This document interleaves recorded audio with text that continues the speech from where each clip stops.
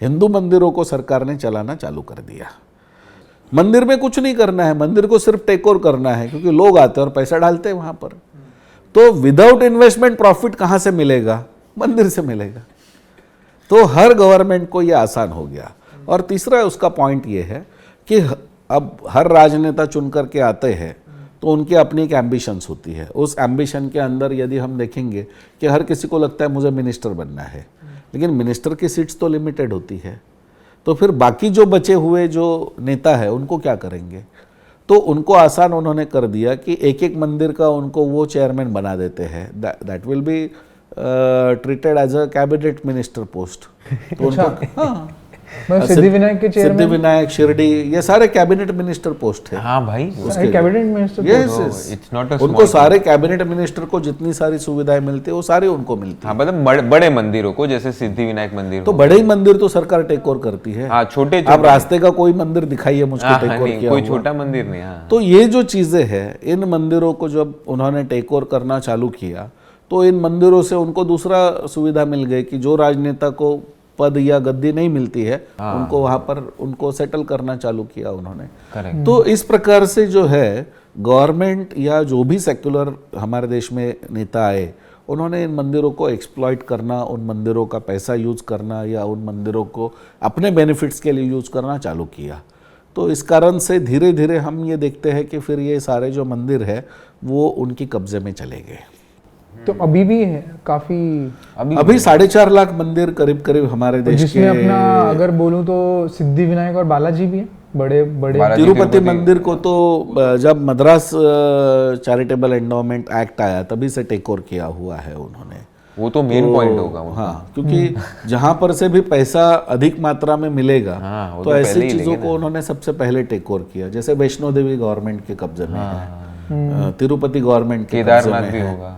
हाँ, नहीं केदारनाथ नहीं हुआ। नहीं हुआ? अरे वाह। पद्मनाभ स्वामी इज अ रिचेस्ट, पद्मनाभ स्वामी मंदिर टेक ओवर हुआ। फिर सिद्धिविनायक, शिरडी, शबरीमला हुआ। महाराष्ट्र में ये बहुत बाद में आया। अच्छा, बाद में आया जी। नहीं, वो ये मंदिर के रेवेन्यू का आरटीआई नहीं डाल सकता हूं मैं कि ये पैसा कहाँ यूज हो रहा है, ऐसा कुछ है? हाँ, डाल सकते हैं, लेकिन डालने से आपको मिलेगा कुछ नहीं। क्योंकि जैसे आप तिरुपति में डाल दीजिए, हाँ, कि ये तिरुपति में ये साल में इतना जमा हुआ है या फिर कितना जमा हुआ है वो बताओ, और कहाँ यूज हुआ है। हाँ, तो तिरुपति से आपको ये आंसर आएगा कि हम एक टेम्पल है, हम आरटीआई की प्रीव्यू में नहीं आते हैं, इसके लिए हम आपको आंसर नहीं देंगे। This will be the simple answer. तो ये जो चीज़ें हैं कि उन्होंने ये जो मंदिर है कि इनको जो आरटीआई के इसमें डालना चाहिए था, कई सारे बड़े मंदिरों को उन्होंने उसमें से निकाल दिया है। सिद्धिविनायक का आपको मिल सकता है, शिरडी का आपको मिल सकता है, लेकिन बाकी जो है वो उसमें नहीं मिलेगा आपको।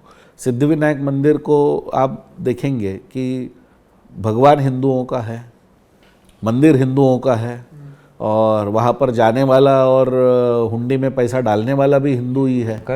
तो यदि इतना सब कुछ है तो सेक्युलरिज्म का कॉन्सेप्ट सिद्धिविनायक मंदिर में कैसे अप्लाई होता है कि वहाँ से जो मेडिकल एड में फंड उठाने वाले हैं वो मैक्सिमम मुस्लिम और क्रिश्चियंस है।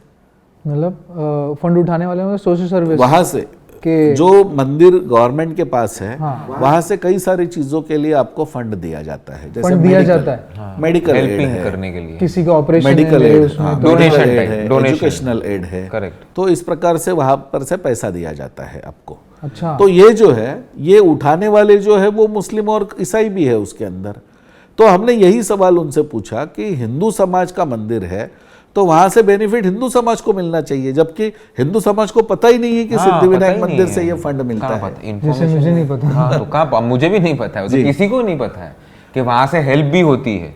तो हमारा कहना वहां पे उनको कैसे इंफॉर्मेशन आती होगी वो भी पता नहीं है। यही सबसे बड़ा प्रश्न है। हाँ। यदि हिंदू का मंदिर होते हुए हिंदू को ये पता नहीं है, हम मुंबई में रहते हुए हमें नहीं पता है, हाँ। लेकिन फिर ये बाहर कैसे पता चलता है? कोल्हापुर का मुस्लिम कैसे आकर के फंड लेता है, या और कहीं से वसई से आकर के ईसाई कैसे वहां से फंड लेता है? मिलता है उनको प्रॉपर, मिल जाता है। तो मेरे पास आरटीआई में सारे नाम हैं इन सब लोगों के, मिल गया उनको। हाँ जी, हमने वहां पर काफी बड़ा प्रोटेस्ट भी किया कि सिद्धिविनायक के हुंडी में पैसा मत डालो, ये आपका पैसा कहीं गलत जगह पर दे रहे हैं। तो हमारे ओर से हम इतनी ही जागृति कर सकते हैं। इवन इतना ही नहीं, इंडिविजुअल लेवल पर ये पैसा जैसा लेते थे वैसे ही इंस्टीट्यूशनल लेवल पर भी देते थे। आज सिंधुदुर्ग में, शिरोडा में मुझे लगता है सेंट जेवियर्स नाम से स्कूल है, उसके लिए 10 लाख रुपया सिद्धिविनायक मंदिर ने दिया। क्यों? वही तो सवाल है, क्यों? अच्छा, हाँ। वही नहीं। लेकिन यही चीज है कि जब उस कॉन्वेंट में आपको बिंदी लगाने के लिए अनुमति नहीं होगी, उस कॉन्वेंट में आपको हाथ में मेहंदी निकालने के लिए अनुमति नहीं होगी, उस कॉन्वेंट में गणपति का फोटो लेकर के आने के लिए अनुमति नहीं होगी, उसको सिद्धिविनायक मंदिर करोड़ों रुपया दे रहा है, लाखों रुपया दे रहा है। करेक्ट। तो ये सारे जो राजनेता वहां पर जो रहते हैं वो क्या करते हैं, अपनी सेक्युलरिज्म की, अब उनको फंड नहीं है, कुछ नहीं है, तो वो क्या करते हैं, अपने कॉन्स्टिट्यूंसी में कहते हैं कि हाँ पैसा चाहिए, आइए सिद्धिविनायक मंदिर में, हाँ, हम आपका सैंक्शन करवाते हैं। तो जो सेक्युलर नेता वहां पर बैठे हैं वो अपने कॉन्स्टिट्यूंसी में जो पैसा डिस्ट्रीब्यूट करना है वो सिद्धिविनायक मंदिर का कर देते हैं। Justice Tipnis committee Mumbai high court ने अपॉइंट की थी, उन्होंने ये कहा था कि ये राजनेताओं ने इतना उसके अंदर करप्शन किया है कि इनकी पर्सनल प्रॉपर्टीज बेच करके पैसा वसूल करना चाहिए। अच्छा, इतने करोड़ों रुपए इन्होंने बांटे वहाँ से। तो गरीब किसान की आत्महत्या होती थी या गरीब किसान को कोई योजना में पैसा देना था, तो अब जैसे मान लीजिए कि सांगली के मीरज में या कोल्हापुर में पैसा देना है, तो आप जाने के लिए कैसे जा सकते हैं? मुंबई से आप कोई इनोवा कर लीजिए, 6-7 घंटे में आप एक्सप्रेस वे से आराम से वहाँ पर पहुँच सकते हैं। आपको पता है इन ट्रस्टीज का हमने सारे रिकॉर्ड्स हमने निकाले हैं इसमें।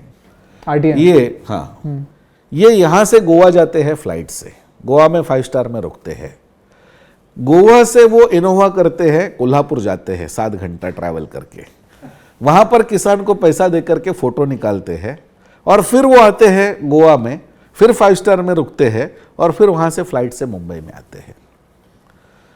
अब आप इसको क्या कहेंगे? अब आप बैलेंस शीट देखने के लिए जाएंगे तो आपको लगेगा अरे हाँ इन्होंने तो सारे बिल्स दिए हैं, लेकिन हमने ये कहा कि ये बिल उनसे वसूल करना चाहिए। ये अधिकार इनको किसने दिया? यानी आपको गोवा की टूर करनी है तो आपने कोल्हापुर के किसान के नाम पर आपकी गोवा की टूर पूरी कर ली। तो ये जो चीजें हैं, ये मतलब इस 100 रुपए प्रकार में से 80 रुपए गोवा ट्रिप पे खत्म किया और 20 रुपए किसान को दे दिए। बस आप पंढरपुर का देख लेंगे, पंढरपुर में छत्रपति शिवाजी महाराज ने दी हुई 1365 एकड़ लैंड थी, इसका सरकार को पता ही नहीं था। हमने आरटीआई में पूछा कि लैंड कहाँ है, तो उनका हमें नहीं पता है कहाँ है। 12 साल 20 साल तक इन्होंने किसी मंदिर के बैलेंस शीट नहीं बनाए हैं। आप पूछिए कि पिछले 20 साल का पंढरपुर देवस्थान का बैलेंस शीट कहाँ है। एक सिंगल व्यक्ति का भी आप यदि अभी 30 मार्च हो गया, आप यदि आपका बैलेंस शीट वहाँ पर नहीं देंगे तो आपको तुरंत नोटिस आएगा इनकम टैक्स का। तो मंदिर का बैलेंस शीट क्यों नहीं दिया जा रहा है? इसको प्रश्न पूछना चाहिए ना वहाँ पर। तो जब हमने वहाँ पर पूछा तो उन्होंने कहा कि नहीं, हमने तो कई बार सरकार को कहा है कि कैशियर हमें दे दो, ये कैशियर नहीं प्रोवाइड कर रहे हैं हमें, इसके लिए हम बैलेंस शीट नहीं बना तो सकते। बना ही नहीं। तो हमने पूछा कैशियर नहीं है तो फिर पैसा अभी तक यहाँ पर आपके पास जो आया है उसका क्या हुआ? उनका नहीं, बोरियों में बांध करके रखा है हमने। अब इससे बड़ा आप क्या इनजस्टिस क्या कह सकते हो कि किसी मंदिर का पैसा बोरियों में बांध करके रखा जा सकता है, वो भी इतने सालों का। हाँ। इसी के लिए जो वहाँ पर जो घोटाला हुआ कि जब डीमोनेटाइजेशन हुआ तो पंढरपुर देवस्थान के ऊपर बहुत आरोप लगे कि उन्होंने उस समय पे वो बोरिया खोली और नोट जो है वो चेंज करवा लिए। तो ये जो है ये आरोप लगे उस समय पे। अब इसकी सच्चाई मैं नहीं जानता हूँ, लेकिन इन्वेस्टिगेशन तो होना चाहिए। वहाँ की गौ माता को, वहाँ की गौशाला है, वहाँ पर गौ माता को कसाईयों को बेचा गया। मेरी कंप्लेंट है उसके ऊपर। वहाँ आने वाले भक्तों को पता नहीं ये सारी चीजें हैं। जिस दिन ये पता चलेगा उस दिन वो पहले चप्पल निकाल करके इनको मारेंगे। हाँ, ये प्रभा देवी का भी कहाँ पता था। हाँ। बॉर्न एंड ब्रॉट अप है हम लोग मुंबई से। जी। पर हमें ये जरा भी इसका कुछ आइडिया नहीं है कि ऐसा एक्चुअली होता है, और वहां पे तो कलेक्शन अलग लेवल पे होता होगा। अभी इसका तुळजापुर देवस्थान, तुळजापुर, हाँ, जो छत्रपति शिवाजी महाराज के कुल देवता है, वहाँ पर इन्होंने अलग सिस्टम किया कि जो भगवान की हुंडी होती है उसी का ऑक्शन करना। तो उसका ऑक्शन करते थे वो कि 2 लाख रुपया 5 लाख रुपए में वो हुंडी को ऑक्शन में ले लेते थे। फिर उसके अंदर कितना पैसा आएगा वो उस पुजारी का, मतलब जिसने ऑक्शन लिया उसका, पुजारी का नहीं बोल सकते हैं। तो इसमें एक पॉलिटिकल फैमिली के लोग उसके अंदर थे, वो सिंडिकेट ऑक्शनिंग उसका होता था कि एक भाई कहता था मैं 2 लाख डालूंगा, दूसरा कहता था मैं 2.5 डालूंगा, तीसरा कहता था मैं 3 लाख डालूंगा। तो वो 2 महीने 3 महीने तक हुंडी उसके पास, फिर वो सर्कल में दूसरे भाई को कहता था।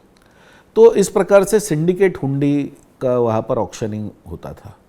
तो वहाँ पर इतना बड़ा करोड़ों रुपए का वहाँ पर घोटाला हुआ है कि उसके अंदर जो गोल्ड और सिल्वर आता था वो देवी का होता था, लेकिन वो इतनी कम मात्रा में बताया गया। तो हमने उसके बारे में कंप्लेंट किया। उस समय पे एक अच्छे IAS ऑफिसर थे, तो जिलाधिकारी थे धाराशिव जिला के। तो उनको हमने कहा कि आप रास्ता जब बनाते हैं, उसका जब टेंडर निकालते हैं, तो आपको बेस अमाउंट पता होता है कि कंक्रीट का और स्टील का पर स्क्वायर फुट का रेट क्या है। यहाँ आपने बेस अमाउंट कैसे तय किया है? तो उन्होंने कहा कि हम एक कोशिश करेंगे कि अगले 3 महीने तक ऑक्शनिंग नहीं होगा, हम 3 महीने का एवरेज निकालेंगे कि भाई कितना इसके अंदर पैसा आता है। और जब उन्होंने देखा तो उन्होंने देखा कि इतने जो 10 साल का जो एग्रीगेट था वो तो उनके पास 1 महीने में आ गया उसके साथ। अरे बाप रे। तो उनको समझ में आ गया कि भाई कितना इसके अंदर ये हुआ है। तो फिर उन्होंने कहा कि अब से ये ऑक्शनिंग बंद हो जाएगा। छत्रपति शिवाजी महाराज का एकमात्र महाराष्ट्र में मंदिर है, सिंधुदुर्ग किले के ऊपर है वो।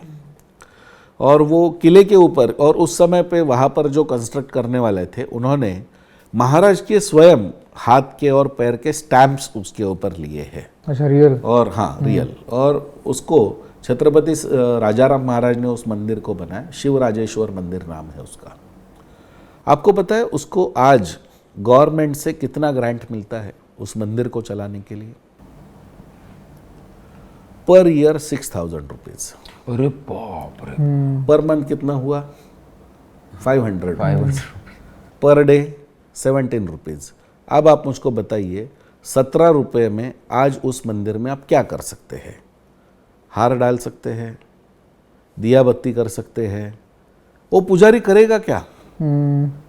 उस पुजारी ने वहाँ पर बोर्ड लगाया है कि इस मंदिर को केवल महीने के 500 रुपये मिलते हैं, तो हम इस मंदिर को नहीं चला सकते हैं। तो जो यहाँ पर टूरिस्ट आते हैं वो इस दान पेटी में पैसा दीजिए, तब हम यहाँ पर उत्सव मना सकते हैं। यानी राज्य इतने साल तक राजनेता कर रहे हैं, इनकी एक कॉरपोरेट मीटिंग का खर्चा करोड़ों में जाता है। 5 स्टार होटल्स में मीटिंग करते हैं, लेकिन एक भी व्यक्ति इस बात पर आज ये नहीं कह रहा है कि भाई छत्रपति शिवाजी महाराज का नाम लेकर के हम काम कर रहे हैं और छत्रपति शिवाजी महाराज के मंदिर को कितना अनुदान, वो भी 1972 में डिसाइड हुआ है। 1972 का आज तक वही है, 500 रुपया। यानी गवर्नमेंट पैसा तो ले रही है, सिद्धि विनायक से करोड़ों रुपया उठा रही है, शिरडी से करोड़ों रुपया उठा रही है। तो ये करोड़ों रुपए जो उठा रही है वो तो आप दूसरे जो मंदिर आपके पास है उसको तो दीजिए। तमिलनाडु में अभी वहाँ के पुजारियों ने केस डाला है वहाँ के हाई कोर्ट में। तमिलनाडु में अभी अमेंडमेंट होने के बाद उनका सैलरी गवर्नमेंट ने दिया, पता है कितना है? 735 rupees. This is amended salary of पुजारी। हमारे यहाँ पर केजरीवाल वो मदरसे के मौलाना को 18,000 रुपया सैलरी दे रहे हैं, ममता बनर्जी 15,000 रुपया सैलरी दे रही, और हिंदू मंदिर जो गवर्नमेंट चला रहा है जहाँ से करोड़ों रुपया वो हाँ उठा रहे हैं वो लोग, उस मंदिर के पुजारी की सैलरी है 735 रुपीज़। तो हमने कहा कि ये मिनिमम वेजेस एक्ट में कहाँ आता है? मिनिमम वेजेस एक्ट में नहीं आता है। मिनिमम वेजेस एक्ट भी तो है भारत में। Correct correct. तो मिनिमम वेजेस एक्ट में भी ये नहीं आता है इतनी सैलरी आपकी। मैं तो वो सैल्यूट करता हूँ तमिलनाडु के पुजारियों को, भाई आप ऐसी परिस्थिति में मंदिर चला रहे हो, तो भी खड़े हो। हाँ, कर्नाटक केरला में अभी रिसेंटली उन्होंने वहाँ पर एक एक्ट बनाया और 30,000 एकड़ लैंड वहाँ की मंदिरों की, उसको कॉम्पनसेशन दिया 30 लाख रुपया और लैंड को टेक ओवर कर लिया क्योंकि गवर्नमेंट को लैंड चाहिए। आज आप मुझको बताइए 30,000 एकड़ लैंड की कीमत 30 लाख कहाँ होती है? मुंबई में स्क्वायर फुट में आपको फ्लैट नहीं मिलेगा। हाँ, सुप्रीम कोर्ट ने Chidambar Dikshit temple versus state of Tamil Nadu, ये डॉक्टर सुब्रमण्यम स्वामी का पिटीशन है, उसका शायद 2016 या 2018 का जजमेंट है। उसके अंदर उन्होंने कहा है कि किसी भी सेक्युलर सरकार को मंदिर चलाने का अधिकार नहीं है। यदि आपको लगता है कि उस मंदिर के अंदर कुछ गड़बड़ी चल रही है तो उस मंदिर को आप टेक ओवर कर सकते हैं सिर्फ 180 डेज के लिए, 6 महीने के लिए, और उसके बाद में वहां पर जो गलत हुआ है उसको आप पनिशमेंट कर सकते हैं, उसके लिए कानून बना सकते हैं, सॉल्व कर और सकते हैं। उसके बाद उस मंदिर को फिर से आप जिनके पास था उसे हैंड ओवर करना होगा।